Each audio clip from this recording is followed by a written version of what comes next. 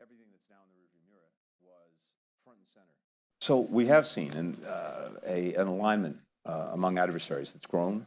I think in many ways it was really accelerated by Russia's initial failures in Ukraine with the aggression against Ukraine. And Russia desperately needed more help. And it strengthened its relationship with North Korea. And unfortunately, that's a two-way street. It's not only what Russia's getting from North Korea, it's also what North Korea is getting from Russia. It strengthened its relationship with Iran, again, out of need. And these countries, and Iran has also benefited from this relationship.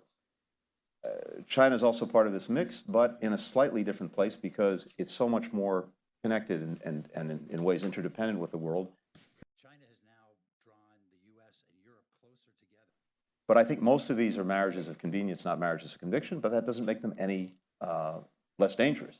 On how to develop the relationship with Iran. There's no doubt this has not been a good year for Iran, and we're seeing that play out every single day. And I think Iran has to make some fundamental choices. One choice it could make and should make is to focus on itself and focus on trying to build a better, more successful country that delivers for its people, which is clearly what most Iranians want, and to stop getting involved in these adventures or misadventures throughout the region and beyond. They would deny the premise. They will claim that they're not. From Israel's perspective, I think they've accomplished very significant and important strategic goals militarily. But the question now is, how do you translate those into enduring political successes?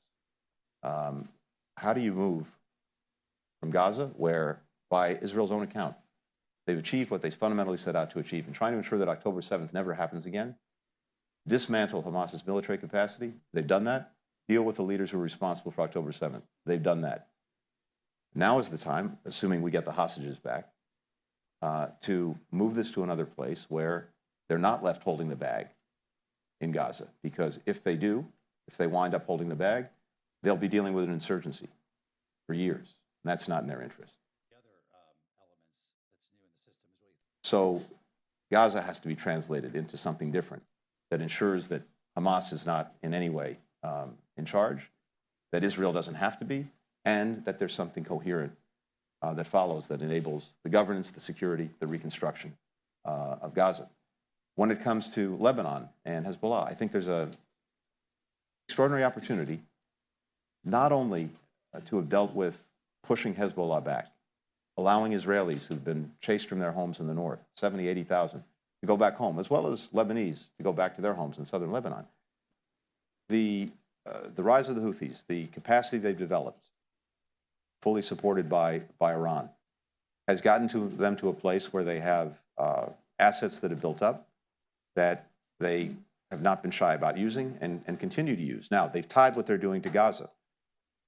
My concern, I think our shared concern, is that even when we get to the point where the conflict in Gaza is over, the war in Gaza is over, they may well continue because they put themselves on the world stage. And I'm now in this job, well, only in America. And the last thing I'd say is this. One of the successes that President Trump had during his first administration was effectively completing the job that was started by the Obama administration in eliminating the territorial caliphate that ISIS was trying to establish. The final nail in the coffin was taking back Raqqa, and that happened under President Trump's watch. So I think President Trump will have a strong incentive to want to make sure that we're at least keeping a lid on ISIS reemerging in Syria.